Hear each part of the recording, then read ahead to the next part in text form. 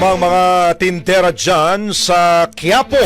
May umaasang kikita raw sila ng marami ngayong Traslasyon 2025. Brigada Ann Cortez, ibrigada mo!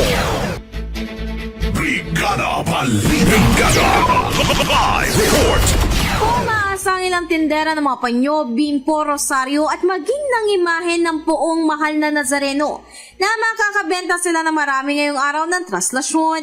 Kasunod nito, tulad ni Nanay Jocelyn ay sinamantala niya ang buwan na ito at maging ang nakaraang buwan para magtinda na mga imahe ng poon upang kumita ng marami para sa kanyang mga anak sa bahay. Samantala, ay naman kay Nanay Leonora ay hanggang ngayon naman niya balak tulungan ang kapatid niya sa pagtitinda sa may Quiapo upang kumita siya ng pera pambili sa kanyang gamot sa paa. Maalala, kahapon ay nagsimula na mag-clearing sa harap ng Quiapo Church ang mga otoridad, pero sa kabilangan nito, ayon sa ilan nating nakapanayam ay mananatili pa rin sila sa pagtitinda.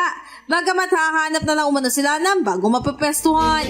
In the heart of changing lives, ito si Brigada Ann Cortez ng 105.1 Brigada News FM Manila, the Music News Authority. Ang bahaging ito ay hatid sa atin ng Drive Max Coffee. Ligayang tuloy-tuloy.